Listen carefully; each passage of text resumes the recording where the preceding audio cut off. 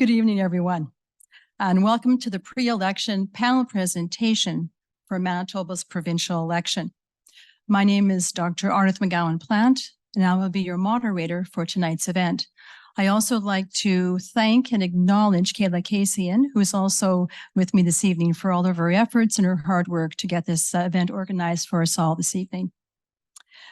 Just before I begin, I would like to acknowledge that we are in Treaty 1 territory, the home and traditional lands of the Anishinaabe, Cree, and Dakota peoples, and in the national homeland of the Red River Métis. On behalf of the Centre for Social Science Research and Policy at the University of Manitoba, I would like to thank you for taking the time this evening to come to this event. And I also want to thank those people who are attending remotely. The Centre provides research advisory services, workshops, and events like this as an outreach to the university community, as well as different community groups and organizations. I'd also like to acknowledge that the Centre, the University of Manitoba, and the panelists do not represent any political party, MLA, or office. This is a general information presentation offered by the Centre and drawing upon the expertise of these experts. For tonight's presentation, I would like to offer the following agenda. And I ask that you please hold all your questions until the end of the presentations this evening. I will begin by introducing each of our esteemed panelists, and then I will ask 3 questions for each panelist to answer. Following that, there will be a question and answer session for around 10 to 15 at the end of this evening. And I will welcome questions both in person from the audience, as well as those who are attending remotely. If you can write your question, into the chat, that would be great. So let's begin this evening.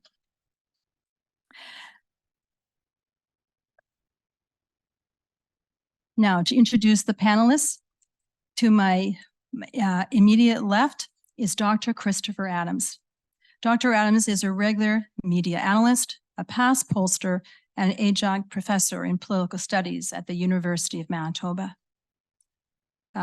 Seated next to Dr. Adams is Jasmine Brar. Jasmine Brar is a school trustee with the Pembina Trails School Division here in Winnipeg. She is currently serving as the Alternate Support Staff Assessor to the Board of Governors at the University of Manitoba. But she also has an extensive background in grassroots community activism and volunteer work. She serves as Vice President of the South Winnipeg Community Centre and also as President of the Prairie Pointe Neighborhood Association. Seated next to Ms. Brar is Dr. Royce Koop. Dr. Koop is a professor in the Department of Political Studies, coordinator of the Canadian Studies Program, and academic director with the Centre for Social Science Research and Policy at the University of Manitoba. And Mary Agnes Welch, to my far left, is a principal with Probe Research here in Winnipeg. She joined this firm in 2016 following a very successful and award-winning politics and public policy journalist at the Winnipeg Free Press. Please help me to welcome our esteemed panelists to this evening's event.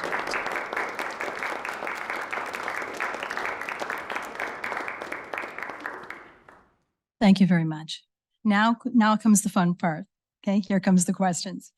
So I am going to begin with, of course, question 1, and I'm going to ask the panelists to answer each question, allotting them 5 minutes each.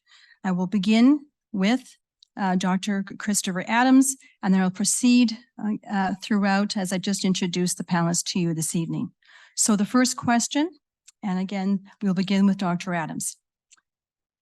Dr. Adams, can you please share your unique perspectives on Manitoba's provincial election?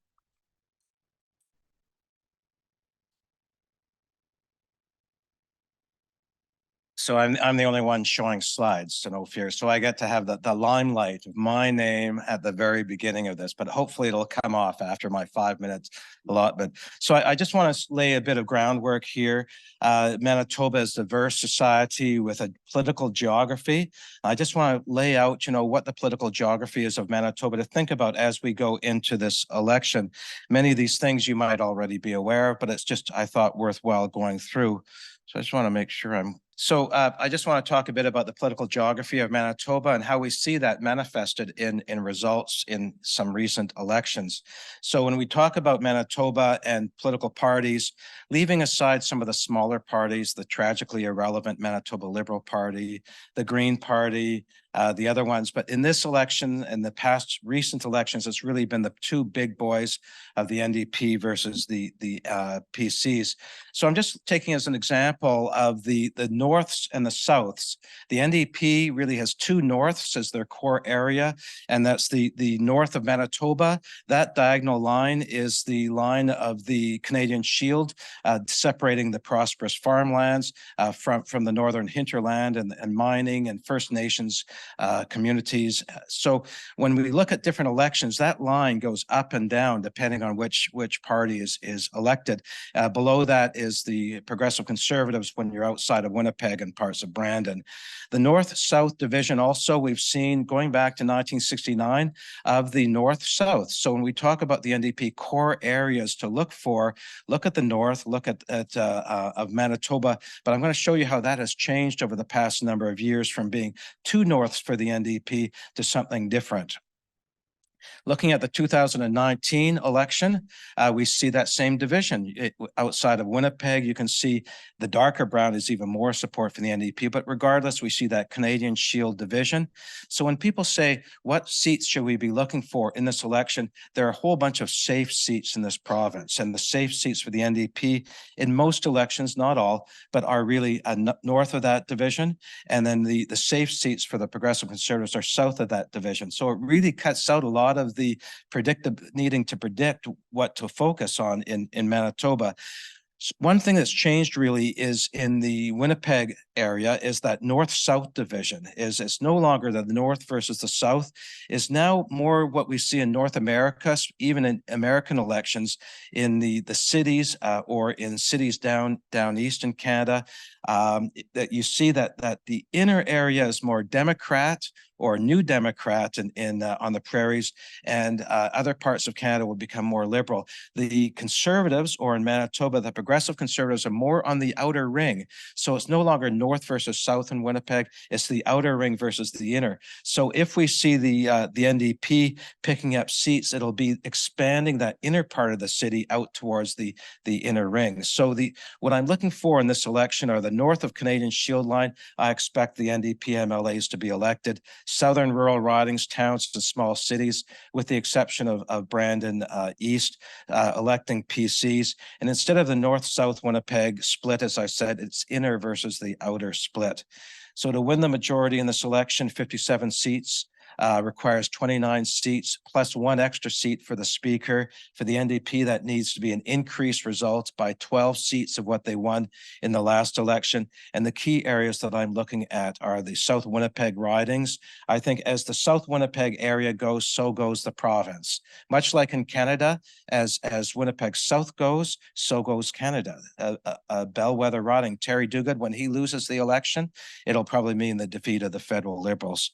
So one thing just to watch are the women voters in Manitoba, and this is Mary Agnes's company.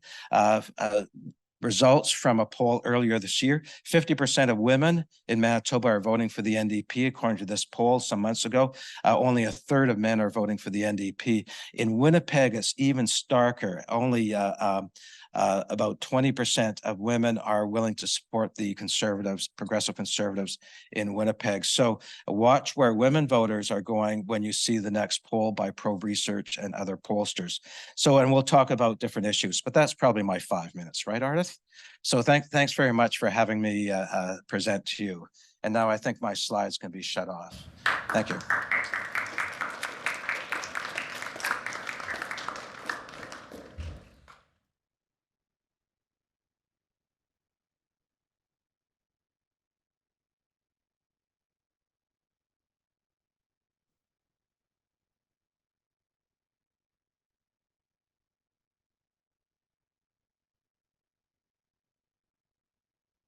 Well, we'll continue our question now with Jasmine Brar.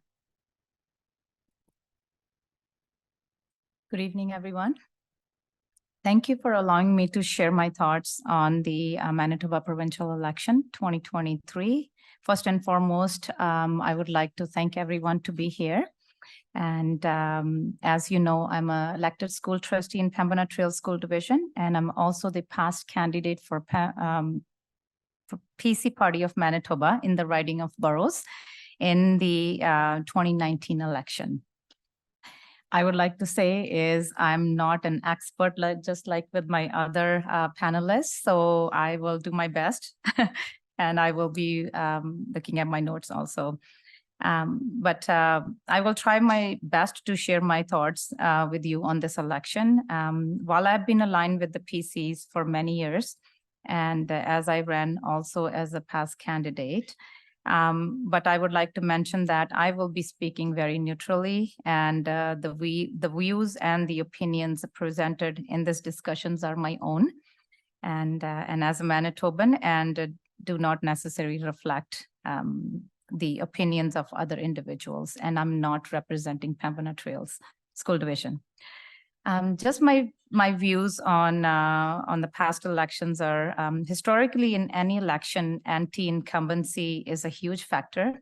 And I believe this will be the case in this 2023 election.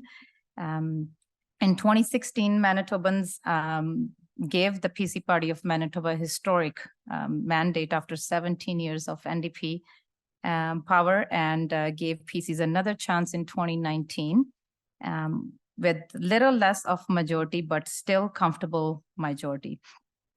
However, I feel that anti-incumbency has started to kick in again, and Manitobans might be looking for change, which could result in PCs losing their majority seats, and we could see a minority PC government soon. And the NDPs are targeting some target seats very hard, and we will be seeing some competitive races in some ridings in Winnipeg, which will determine the fate of Manitoba and also the PC Party of Manitoba. I'm someone who doesn't believe in polls at all, but but if the pollsters are predicting this one right, then Heather Stephenson-led PCs are in some serious trouble. I will quickly talk about some of the ridings that could go orange this time, and PC candidates failed to convince their constituents. And the first one would be on my list is McPhillips, and it will be a very close race as the riding NDP hoping to take as the incumbent MLA Shannon Martin is not seeking re-election. And that riding PCs retained last time just under 88 votes. And Southdale would be the next one, as the NDP has made healthcare a major election issue, and Health Minister Audrey Gordon will be taking the heat on that for sure. It was a very close race last time as well, and it will be very tough riding for PCs to retain this time for sure. The most interesting riding would be the one is very close to my heart, is in Fort Richmond in South Winnipeg. Fort Richmond is a part of Pembina Trails School Division, and with incumbent Sarah Goulamard resigning the seat, is up for grabs. So it will be the race I will be eagerly watching, and it will be fight between the NDPs and the PCs. I still think the PCs have an upper hand with the well-known community leader Paramjit Shahi running as their candidate, with the less-known NDP candidate Jennifer Chan. The PCs won this by very comfortable margin last time, and with a very strong Liberal candidate, my friend Tanjit Nagra, who took the number 2 on the ballot and pushing NDP number 3.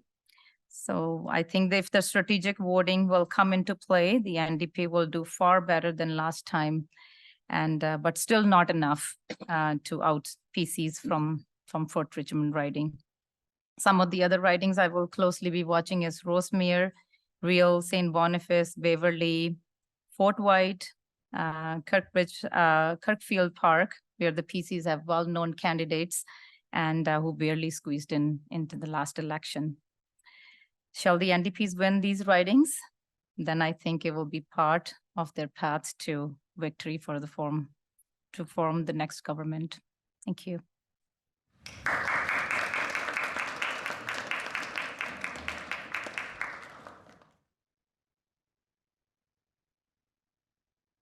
Dr. Koop, you could please share your perspectives now. Thank you.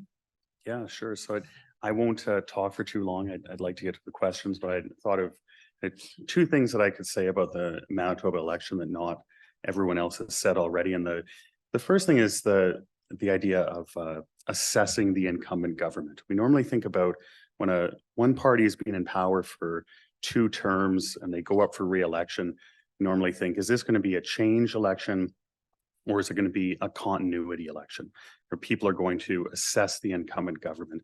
And I think that's always going to be true to some extent. People are going to vote on the basis of retrospective evaluations. They're going to assess the government. And certainly if the NDP in this campaign have their way, that's what people will be doing. They'll be voting on the basis of healthcare. But one thing that struck me about this campaign so far is the extent to which every campaign is kind of new. Every campaign is a choice. It's a new choice. And so the PCs are not really running on their record to a great extent. In fact, they're bringing up whole new issues, whole new themes, whole new campaigns, whole new things to talk about. The idea of parental rights. Well, no one was talking about this just a few months ago. And now it's suddenly become almost a centerpiece of the PC campaign. Abhi Khan is running advertisements about this. And so it really is a reminder that every election campaign is kind of a new opportunity. It's a new set of choices for voters. And that's kind of what I have learned so far from or observed from watching this election campaign.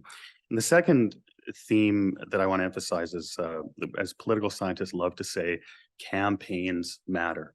This campaign is going to matter. It wasn't that long ago that everyone was looking at the polls in this province and saying that the Tories were finished. It was going to be an NDP blowout. The PCs were going to be absolute history. Now, I think most of us knew that as the election got closer, the polls were going to tighten up. That's usually what happens. But the polls have really tightened up. This is a really competitive election.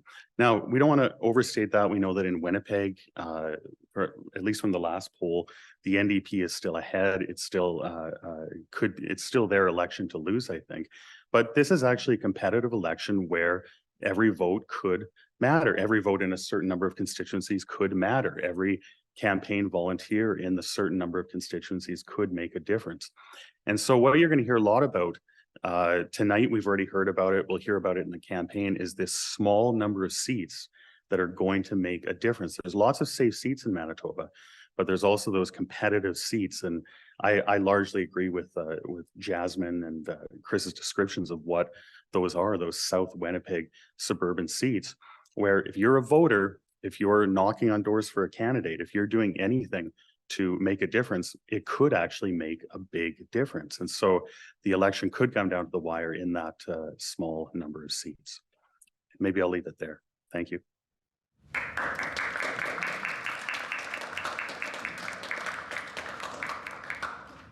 And now Ms. Welch, please.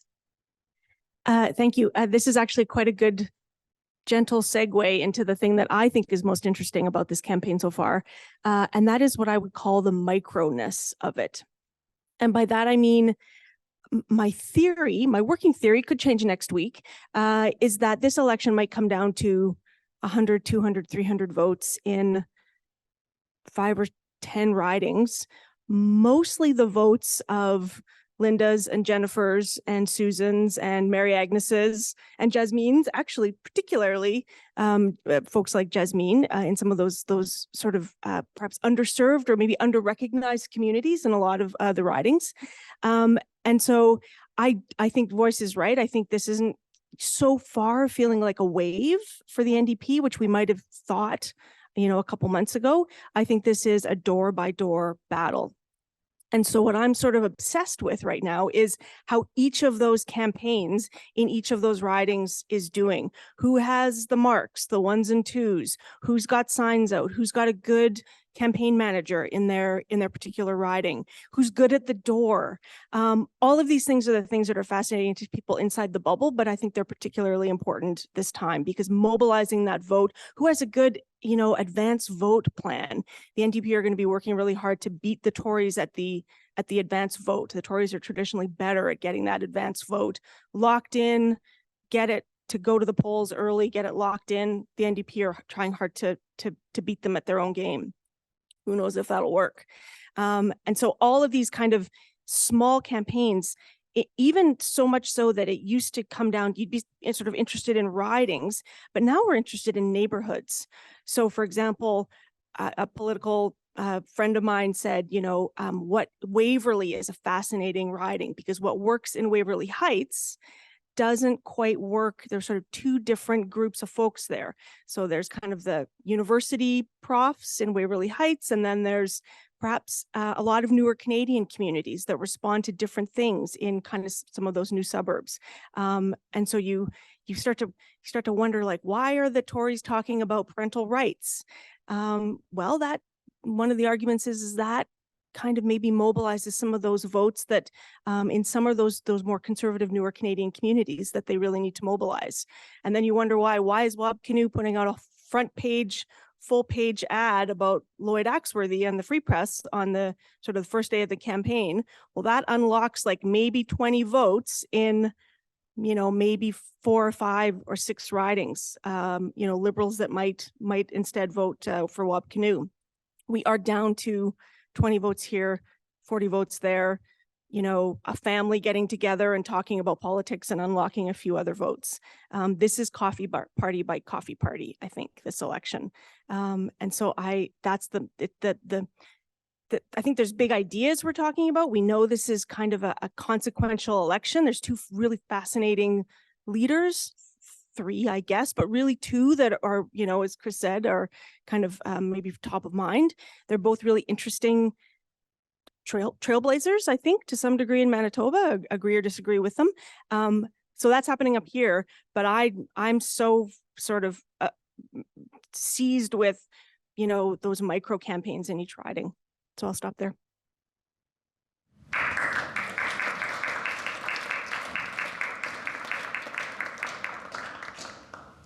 Thank you very much for sharing your perspectives. I really appreciate that. And now moving along to question 2. Question 2 is, what do you believe are the 3 most important issues in this provincial election? And now I'm going to ask if each of the panelists can answer that question. I'll begin with Mary Agnes and I'll work in reverse order. And again, please take about 3 minutes to answer that question. Shoot, I was hoping to go last on this one and just say all the things, because I think the issues are fairly obvious. Healthcare, cost of living, crime and safety to some degree. And I think, the Conservatives are really focused on the economy and building the economy and cost of living and sort of that traditional kind of Tory niche. And even this morning at a leaders debate that was supposed to be about the economy, immediately Wabkanu pivoted to healthcare. So he is kind of holding on to that issue, I think, quite rightly. So cost of living, buying your first house, inflation, those sorts of things, as well as healthcare, which we always talk about, the big healthcare in every election.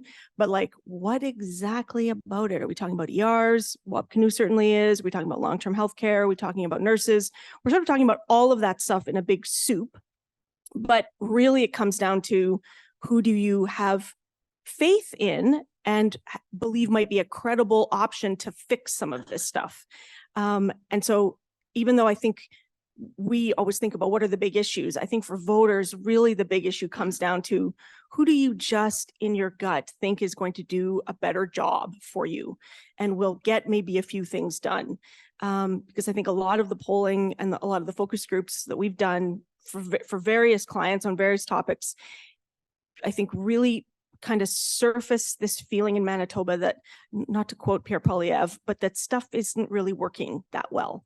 Healthcare's not working that well. Education's been struggling. Teachers are crabby. The city doesn't look great. We have this crisis in homelessness and the downtown. Rural healthcare, let's not even talk about that. So there is this feeling of, oh my God, can somebody just fix some things? We saw that in the last civic election as well. So I think maybe that is the overarching issue, and all of these quite significant issues kind of fall under that. I'll stop there. Thank you very much. Now, Dr. Koop. Yeah, I mean, we don't want to fall into the trap of thinking that there's concern out there and it's just sitting there and we just need to figure out what it is and then politicians can act on it. Public concern is primed and it's affected by the politicians themselves. And so to go to parental rights again, that no one was talking about this. And I don't think people were really thinking about this until politicians started to prime that issue, until they started to talk about it. And so ask a parent, like, do you want more say in the education of your kid? Well, yeah, now that you mention it, as a matter of fact, I would. But before a party started talking about it, it was this kind of nascent thing that was sitting out there. And so when we think about healthcare, it's been very interesting in this campaign to watch the NDP. After that kind of phony war we had before the campaign started, where Wab Kinew was talking about his past, he was talking about crime, the NDP has focused very relentlessly on healthcare. It's very impressive to see how focused he has been in finding ways to talk about healthcare in creative ways, new announcements, new things he can talk about, clearly with the goal of keeping that on the front page of the newspapers, keeping healthcare in the media coverage and making sure it stays on the front of people's minds, because healthcare is the winning issue for the NDP. And so it makes you wonder, how long can you sustain that? Can you actually do that for 30 days? Find something new to say for every day for the next 30 days. He might have to start re-announcing some initiatives after a while. So healthcare, but we need to look at, I think, the things that politicians are priming. What are the issues that they're kind of giving to us to think about? And so healthcare, of course, is going to be an important thing. I think parental rights, I think the NDP is not biting onto that as clearly as they were at the start. It was bait, they took it and then they kind of pulled back. I'm not sure that'll be as important as healthcare. And the affordability, the tax issues, we're going to be dealing with that in this campaign as well. Great, thank you very much. Next, Ms. Brar. Thank you. This is a great question. And there are many issues, there are extremely important issues we have in this election. But I will quickly go over with three we have asked as which are more important to me. And I'm sure these are important to Manitobans as well. First is the inflation, poverty, and affordability for Manitobans. We have seen the cost of living gone up significantly over the last number of years, and it's getting harder and harder for the average Manitoban to make ends meet. Grocery prices, fuel prices, mortgage cost, all of that have been gone up.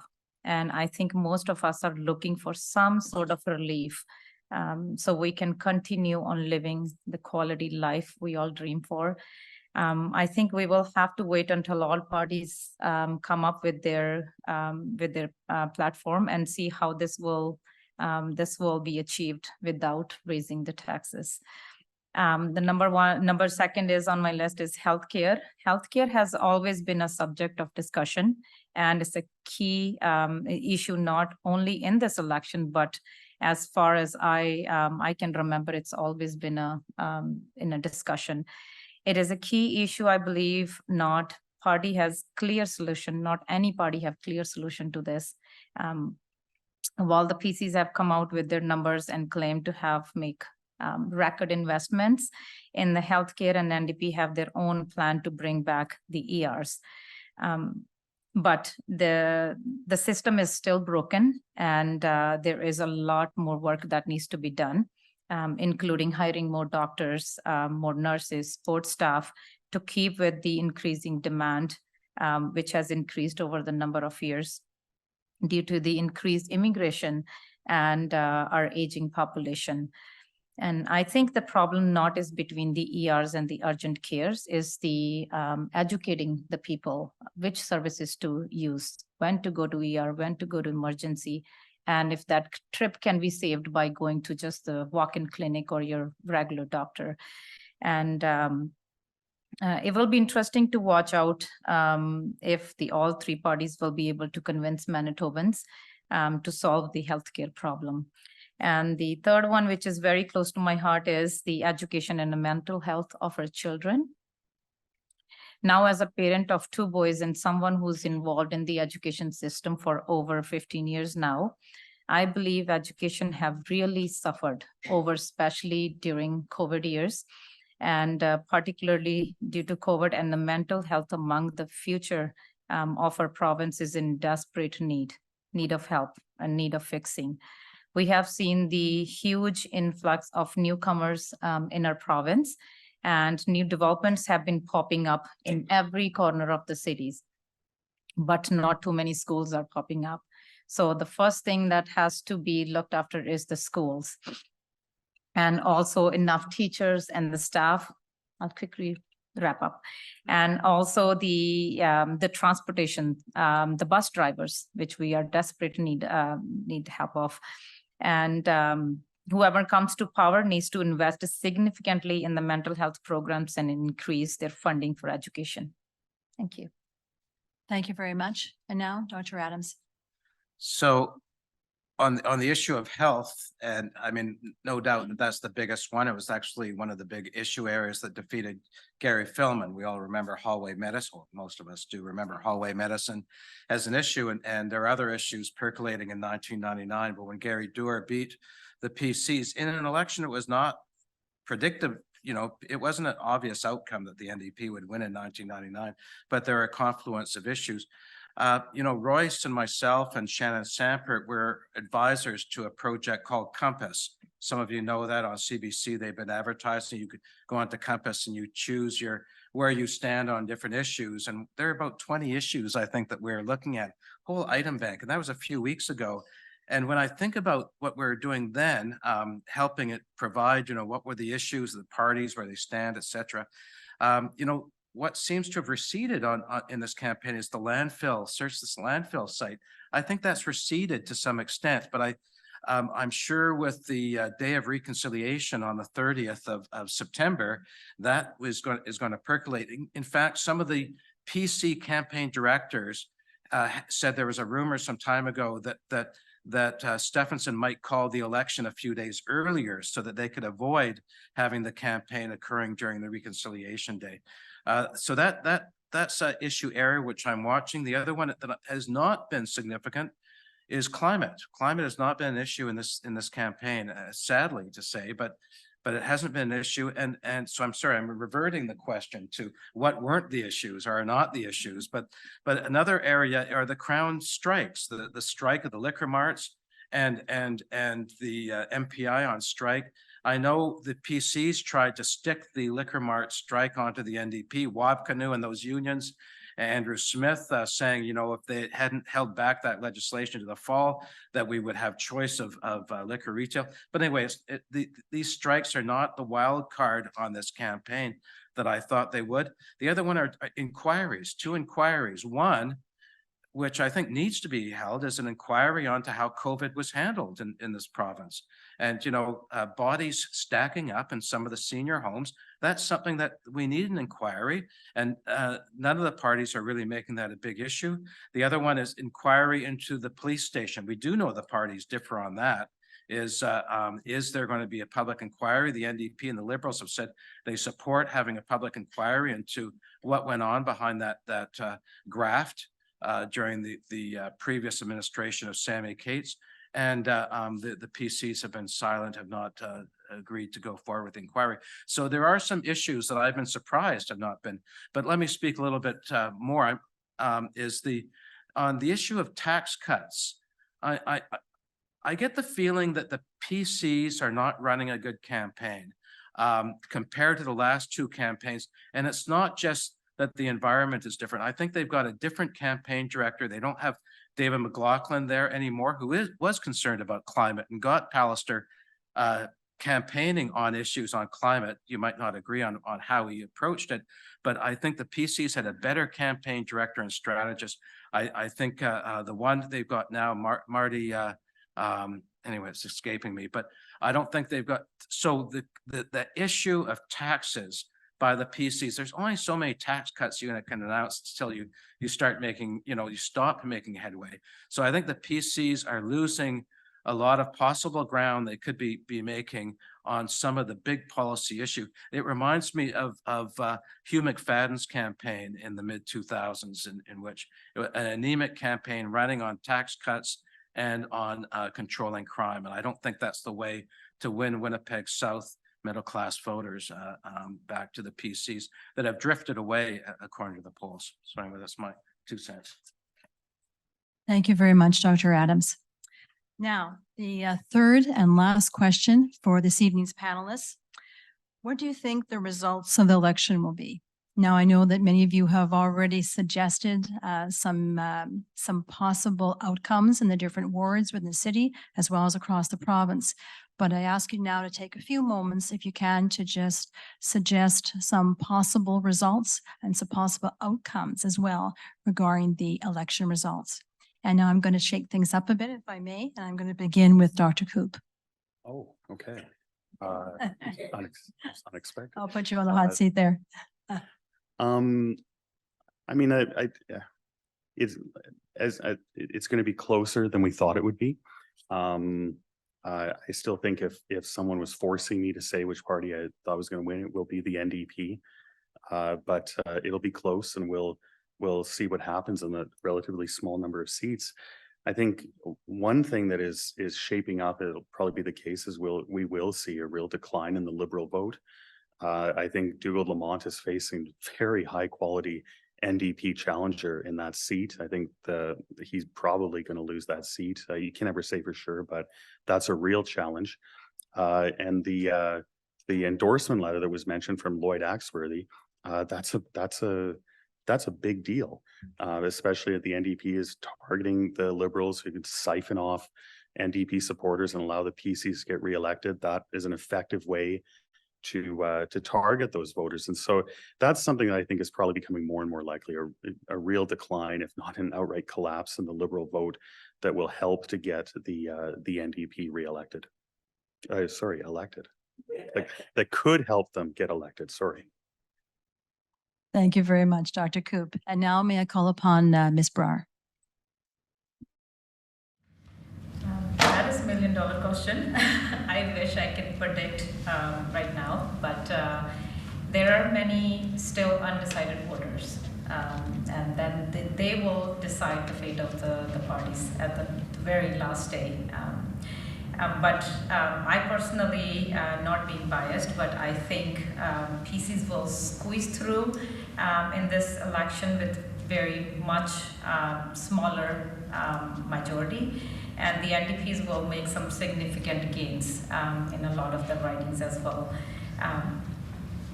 Walkno may be a great leader, and he has significantly improved over the years as well, but I believe he is not yet ready to lead the province. While the PCs are targeting his criminal past, but I think it is up to the Manitobans if they would like to forgive him for his mistakes or not. But to me, as far as I know, he have never apologized publicly to his victims, and I believe survivors, and the survivors and the victims has never gotten closure, and I wouldn't forgive him if I was one of his victims. As the past candidate, I can say this: every constituency is winnable. It depending on how much the hard work the candidate is doing. It's getting the personal connection you make at the doors. I would say is being at the doors is the most important thing, rather than taking pictures and posting them on social media. That's also important too, but being at the doors is the most important thing. When I ran, for example, in Boroughs 2019, it was considered a safe NDP riding, but the usual turnover in Boroughs riding is about 400 to 1,200 votes, and when in 2019 election, when every single riding was declining for PCs, Boroughs was the only one that riding saw gain, and I was able to manage about 1,700 votes in that riding. That was just with the personal connections I had at the doors, because because I door knocked that area about 3-4 times in my campaign time. And I worked really hard at the doors, and that was the result with that connections. The most important thing is for all the parties have to convince their voters with their platform to win this election. At the end, I personally would not want to see the blame games at all at the media level or at the doors. And rather than, I would like to hear is what the candidate and their party will be doing for Manitobans. And you know, we have been seeing all these promises are being made, big promises, small promises, and but I really would like to know how these promises are going to be funded and how they are possible. So I would close with that. Thank you. Thank you very much. Next, please, Ms. Welch. I think the simple answer is I don't know how it's going to go. I think I change my mind every day. I have a big spreadsheet. I know Chris has one too, of all of the ridings and gaming them out with some friends and trying to figure out which ones might be leaning and which ones might be sort of solid for any one party. Right now, I can only get to 29, maybe 30 for any one party. So I think it will be quite close. And I think it will be critical to know just how much that Liberal vote holds and how much of it, you know, even in my office today we were saying, you know, maybe the Liberal vote might go 2-1 to the NDP. Not all of it, but a lot of it in theory would go. If it goes, which is I think still an open question, this will be probably one of the most kind of nail-bitey election nights. And I'm not just saying that to like hype up this election because you're all here, you already care about the election, but even so, I think it will be a pretty close one. And I even with polling data that covers the whole province, what we really need is amazing quality polling data from each riding, and nobody has it. It doesn't exist, frankly, I don't think. What the parties have in terms of their marks and their sort of door-knocking data is the only reliable source, and you can't believe anything any party says about that right now. So who knows is my answer to that question. That's okay, that's a fair response. Thank you very much, Ms. Welch.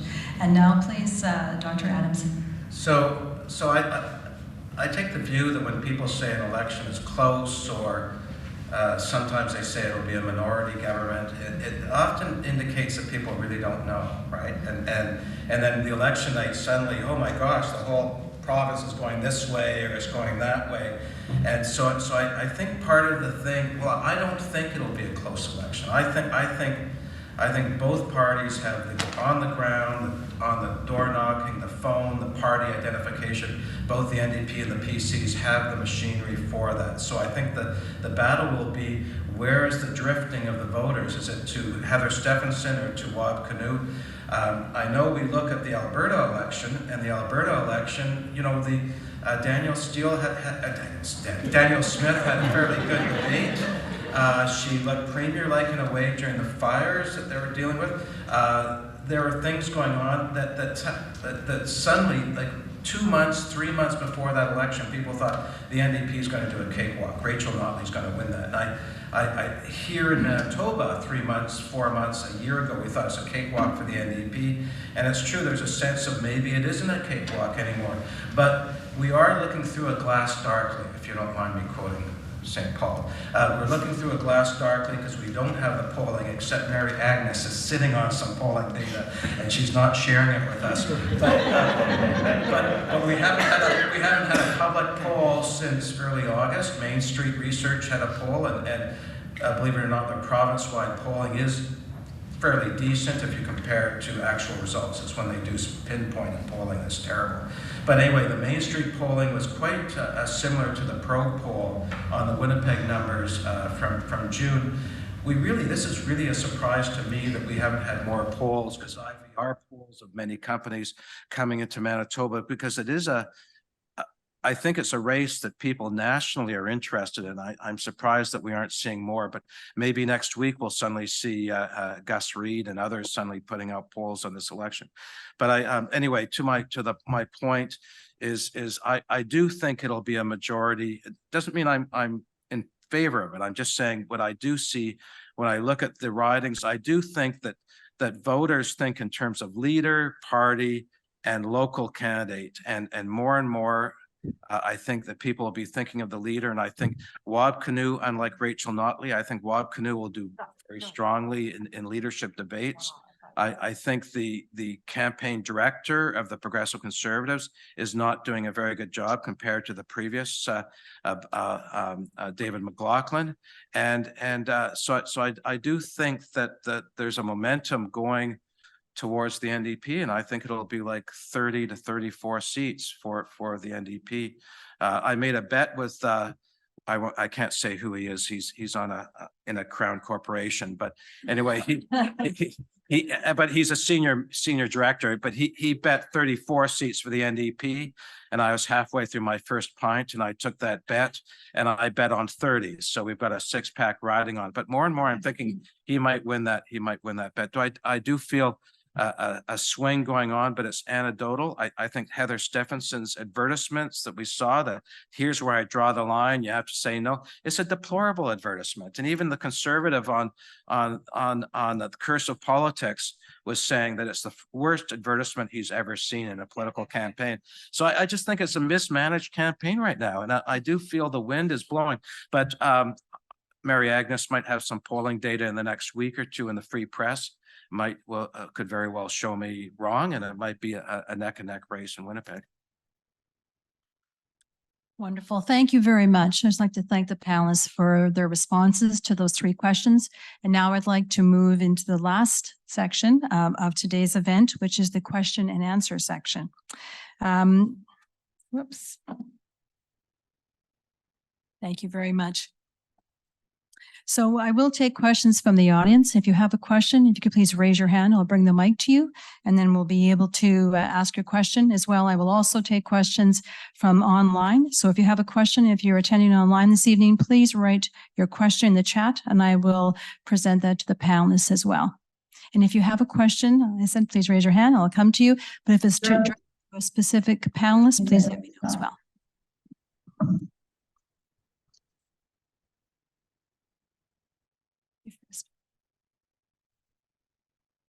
Thank you. My question isn't going to be so much about this election, actually. We've been talking, a couple of panelists have talked about the Liberals and where the Liberal vote might go. So my question is more of a long-term question, which is what, if anything, can happen, or do you think anything will happen to A, resurrect the Liberal Party, or B, is there any possibility that things are going to become less polarized at all? Because right in the last, it's been 2 parties basically for a good long while. What, if anything, do you think could happen? Is it just a charismatic leader, or is it something else that might drive people from the other 2 parties into some middle ground? Yes, okay. Who would like to respond to that question? I'll take a crack at it, and I'm sure others will follow. You know, the millstone around the provincial Liberals is the federal Liberal Party, and going back to Pierre Trudeau. And so when people think about the Manitoba Liberals, there's the brand halo, to use the terminology from marketing, is that people think, well, I'm voting Liberal, I'm also voting for Justin Trudeau when I'm voting provincially, or I'm voting for Pierre Trudeau, or I'm voting for issues that are sympathetic to Quebec, and or the gun law legislation. So things in happening at the federal level, and Lloyd Axworthy and others have spoken about this. So there's that issue right now. I would also say that the strategic voting, the 2 parties, the NDP versus the PCs, really squeeze out the Liberals but you know, there was a real opportunity. Well, Sharon Carstairs took the opportunity in 1988 and formed the official opposition, and through poor strategies and other circumstances, they didn't hold on to that situation. There was a second opportunity for Rana Bakari in 2016 when people were not interested in the NDP. They certainly weren't interested in the NDP. And there was Brian Pallister, who people were sort of so about. And Ron, if the Liberals had had a very good leader with money and things like that, they would have had a real chance to really push out the NDP as a possible main party. So I would say that's the millstone around the Liberals, is the federal Liberals, and but also some lost opportunities. Yeah, I mean, I think that's right. I think people sometimes forget that the kind of Liberal Party of Canada model is really not that common in the democratic world. Having a strong party of the center, the brokerage party, having the Liberal Party be as strong as it has for as long as it has in Canada, it distracts us from that in most democracies, we have a party of the left, a party of the right, and then maybe a kind of minor party of the center.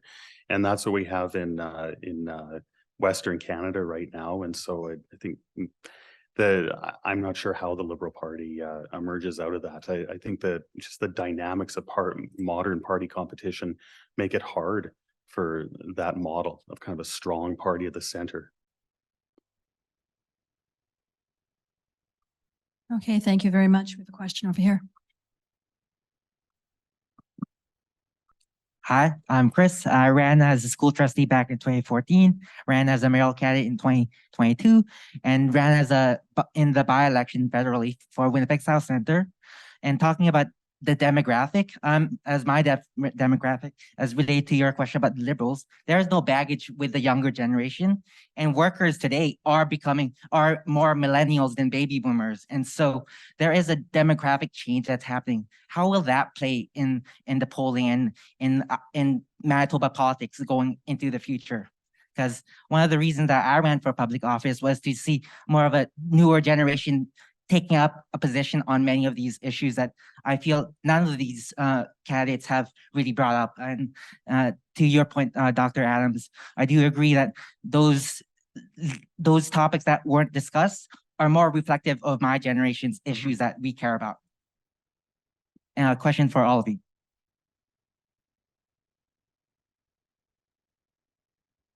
I will leave that for experts. Thank you. Might be the youngest one on the panel, though, so you should speak to it. I'm not sure I have anything brilliant to add, Chris. Yeah, maybe I'll just make something up on the spot quickly. I think there's a lot of I think you're right. There's a lot of issues that are much more important, and polling shows that to younger folks.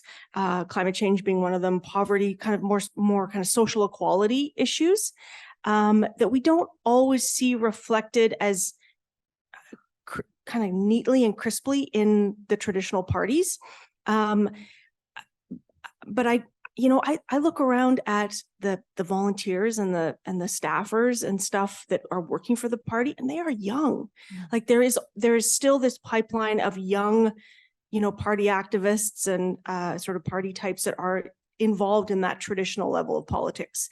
And we always talk about we lament the low voter turnout among young people. And so I see kind of two tranches. I see young people actually still getting involved in party politics, but also a whole bunch of young folks, unlike yourself, who aren't as active in kind of frontline politics, but who are active in other ways and do other stuff and are part of their communities and sign petitions and go to rallies and, care about issues, but kind of manifest that in a different way. And so I sometimes think that there's kind of a disconnect between what we like that traditional, what we're talking about in the newspaper and on panels like this, and what that whole batch of young folks actually care about and how they take action on that. So we're in this kind of no man's land in between us. I don't know if you feel that, being active yourself, but that's kind of what I see. Thank you very much. I'll take a crack at it, though. Okay. Thank you, Dr. Adams. So there are times in which we do see parts of the population that have lower turnout that do turn out. The 2015 federal election, Justin Trudeau had on certain issues younger voters coming out, right, and on a number of issues, plus his charisma. I would say that on issues of Indigenous voting that was traditionally lower than the rest of the population, there were higher turnout because they wanted Harper out and the Conservatives out, and Justin Trudeau seemed fairly they didn't mind having him as the leader. So there are times, I would say in this election, it isn't an election in which issues of people under the age of 30. There's nothing really turning the crank. And I mentioned climate change and things like that. So anyway, we'll see how that turns out, and we'll see how the vote. Sometimes though in polling, it's the question, like in British Columbia, some years ago, they predicted the NDP to win when Christy Clark's Liberals won. And it was because the polling was capturing the younger voters, but the actual turnout wasn't there. So we'll have to see how this works out in this election. Thank you, Dr. Adams. Does anybody else wish to respond to that question? I can add a little bit to it. Thank you for the question. I think the problem is the low voter turnout. Every election, our younger generation have lots to say. I love when our kids get involved in the campaigns. My son, both of my boys always door knock with us, and so with my friends' campaign, we have so many younger generations going to the doors, door knocking and talking to those our neighbors one-on-one basis. And I think that is very, very important to getting our younger generation getting involved from the day one, on the grassroots levels. And I think we will see a change once we have the bigger voter turnout. It's still not enough to make the change. So I plead to younger generation, please get involved. Your vote does matter. Please vote and make a change in this election. Thank you. Thank you very much. And now actually we have a question from a person who's attending online, and it actually is for Mary Agnes. You had mentioned at the beginning that Karen's, Mary's, and Jasmine's were important factors in the coming election. Are women key swing voters in this election more than in others? And how are parties reacting to this? Yeah, and I think Chris has some of the data on that from a table that I might have made myself, actually, but that is true. I think it is, especially on the sort of the WOB question, women voters are going to decide this election, and specifically suburban women voters. And then there's always this question of, well, can they, as Jasmine talked a bit about, can they kind of get past some of WOB's run-ins with the law and some of his history? And I think they have, by and large. And so then the question becomes, some of those kind of vote driving issues, healthcare, faith in the government, time for change, some of those things. And I think if maybe half of my brain thinks maybe this will be a fairly decisive victory for the NDP, which our polling traditionally has shown, it will be because those women, they vote more than men, just a little bit, but they do typically vote more than men. And they are overwhelmingly in favor of the NDP, overwhelmingly in Winnipeg. And so if the NDP can kind of activate those voters and get them out, then I think they will be like kind of the critical voting bloc of this election. Chris? If I could just add to that, going back to the provincial elections, 2003, 2007, 2011, and when you look at women and men, is the NDP are always higher in support by women than by men. And that is in every election in which the NDP have won since 1999. Same thing in Saskatchewan, the Saskatchewan Party versus the NDP. Every time the NDP wins, they've got that advantage among women. When the Saskatchewan Party came and won, and they continue to win, that leveled off. And the same thing when Brian Pollster won in 2016 and 2019, the advantage among women for the NDP not flattens, but it narrows down. And what we've seen in Mary Agnes's polling is that gap is back up, and that's why I think women voters are significant as predictors for this outcome. Thank you very much. And now, anybody else have a question?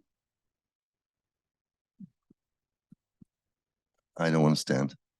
I just, I'd like to know from each one of the people on the panel, if you could just suggest who would be the best party to vote for.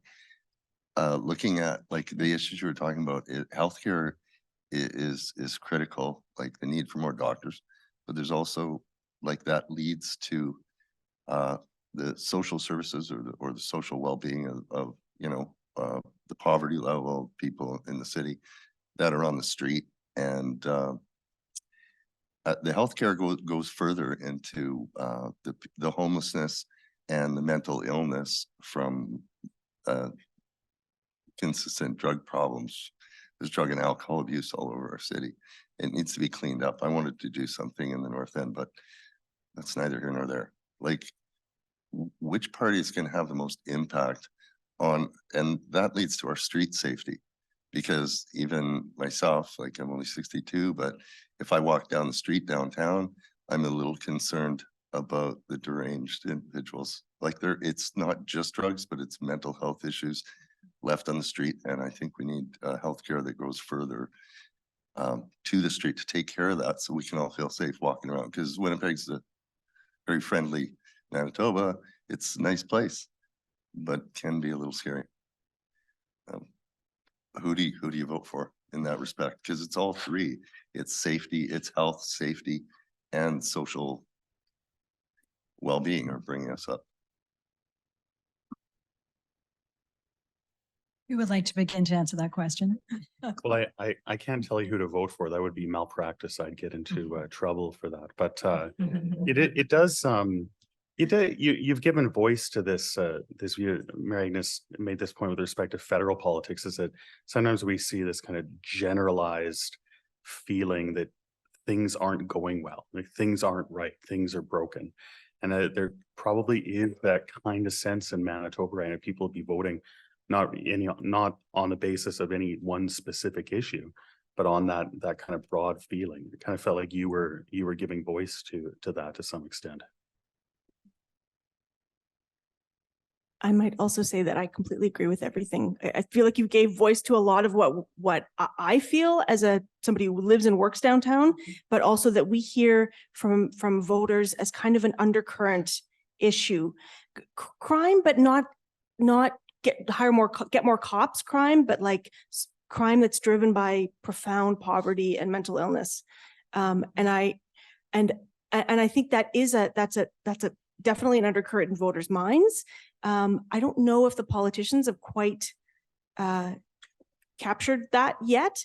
And it sounds like you might be a bit of an undecided voter. And I would love to focus group you, because I'm fascinated about how you're going to make your decision. You're going to get a call to be in a focus group. They'll give you sandwiches. Yeah, yes, that's right. And Yeah. free coffee. There you go. But I couldn't tell you who to vote for. That's a tricky one. Chris? Again, I would not like to get in trouble either to tell you who to vote for. But again, I would look at the history of the parties who have made promises, who had kept their promises. And again, I would love to see their platforms. And again, all the promises they are making, I would like to see where the funding is coming from for all those promises. And some of the issues I have talked earlier is the mental health, poverty, the inflation, and the taxes, and the cost of going up for everything almost, and mental health, the education. If these are the top priorities for the parties, I would be definitely looking at them. So again, I need to see what have they done in the past, what kind of promises they have kept to their candidates and also to Manitobans. Thank you. I would be negligent if I didn't mention Compass, right, Royce? Is the Compass on the CBC website for the election. If you go to the Compass, they have you answer questions where you sit on a whole bunch of issues, and going behind the scenes, what they've done, and it's a group of academics and researchers down east, and they come into all the provincial elections and they do this work, and they reach out with the whole item bank of all the different issues that people like Royce and myself and Shannon and a few others have suggested to them. And they've asked the parties, where do they stand on these things? So when you're on the Compass site, you answer the questions that they give you, and then they will, on that Compass, will say what party seems to be most aligned with where you are. So I do recommend the Compass site. So that's one approach. The other one, which people used to ask me that question of how to vote, I would say phone up your local candidate of the three main parties, the two main parties, say just the same things you just said to us, and say, these are my issues. Where do you stand on these things? And if the candidate is worth their weight and whatever, then they'll phone you back. And to reach your candidate, just dial 411, and I say I want a campaign headquarters of John Gerard or whoever the candidate is, and they'll give you the phone number, because they're all temporary phone numbers. Phone the candidate up and say, I'd like to speak to the candidate, and I'd like to ask him a couple of questions. Can she or he phone me back and talk about this? So that person, they'll give you a call back, and you can make your judgment talking to the 2 or 3 candidates. That's the other way to do it. Thank you very much. You know, I know we could go on all night long and ask the panelists many more questions, but I am cognizant of time. It is almost 7:10 this evening. The library does close at 8. So I can certainly take 1 or 2 more questions from the audience, and then we're going to have to wrap that up. I believe I've already committed to this gentleman over here. So one moment, please.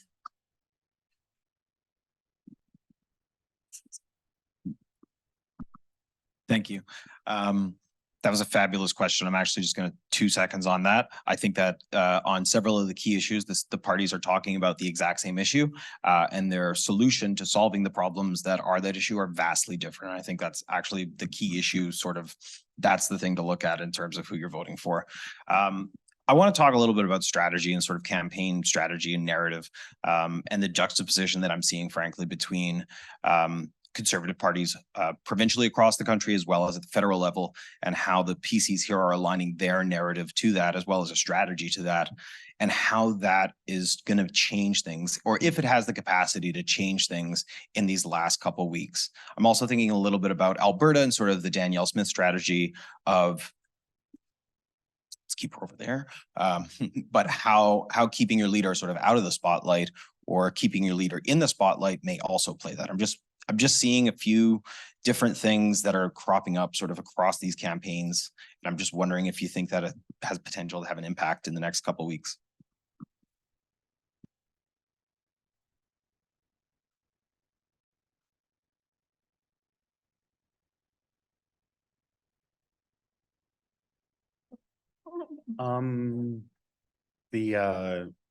I guess the question, so were you saying that they kept Danielle Smith out of the spotlight in the Alberta election, or she was in the spotlight?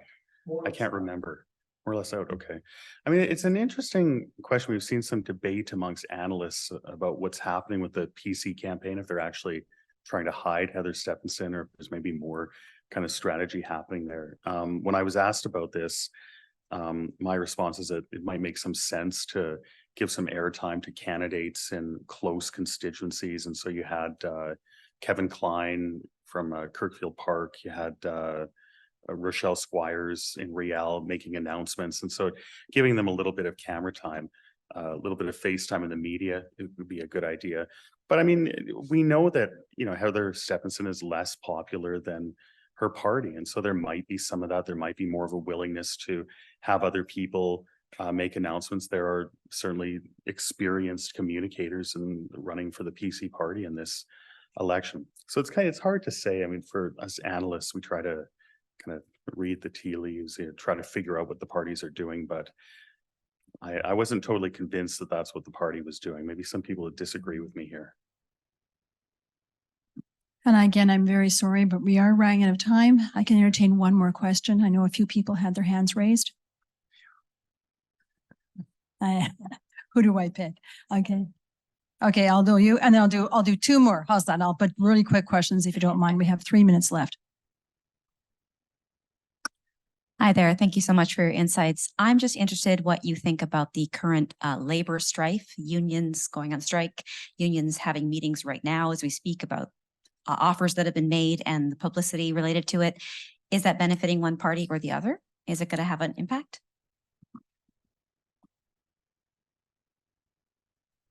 Well, I'll take a stab, and I thought you'd ask questions about marathons, but I guess so.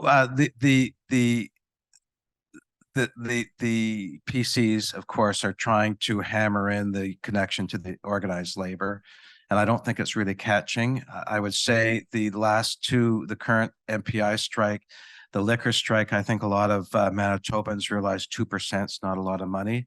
So I think that it's not having the impact that it might have had during previous elections. You know, one of the things relating to the federal Conservatives is the issue of cost of living, and Poilievre's really hammering on that, and that issue is percolating in Manitoba.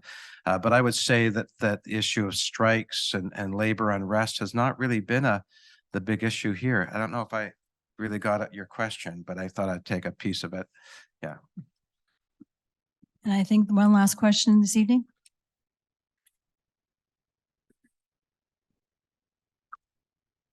So in the spring, we sort of thought it was going to be an orange crush. It was going to be an orange wave. And we saw some of the pro polls that said that the NDP were about 10 or 15 points ahead.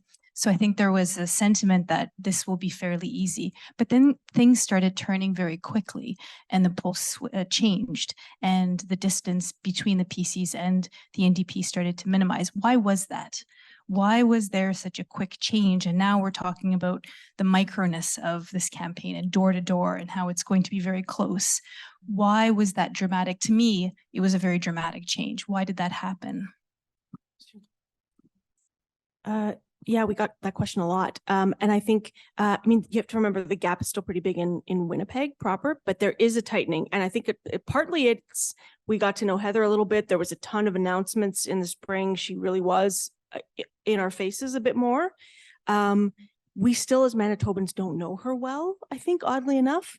We know Wob, and that's kind of the benefit of having a lot of that history out in the public, but we don't really have a sense of Heather yet and what she values. And I think we started to maybe see and hear more from her. And then it's just the classic, like, hypothetical versus actual. Oh, wait, I actually have to vote. And another great example of that was Portage in Maine. We saw before the actual referendum, we saw people increasingly feel like, yeah, we should open Portage in Maine. And then, nope, wait, nope, now I actually have to think about this. No way. And so I think there's a little bit of that happening as well. And then there's just that huge hurdle that the NDP needs to get over in a whole bunch of ridings. And so it's a campaign that's actually tangible for people, I think. Yeah. Great. Wonderful. Well, thank you very much. And just some final words before we end this evening. On behalf of the Centre for Social Science Research and Policy at the University of Manitoba, I'd like to thank you very much for attending this event. I hope you found it as informative and helpful as I did in advance of Manitoba's provincial election on Tuesday, October the 3rd.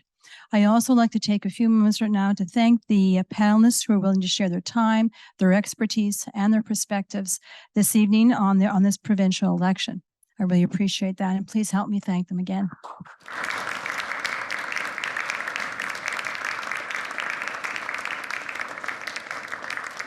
And just one more plug tonight, if I may. We also plan to hold a post-election event in November, which called What Happened. So if you're interested in attending this event or any other future events from the Centre for Social Science Research and Policy at the University of Manitoba, or if you want to join our mailing list, please find Kayla. She's at the back of the room right there, and she will put your name out and we'll be able to get that information to you.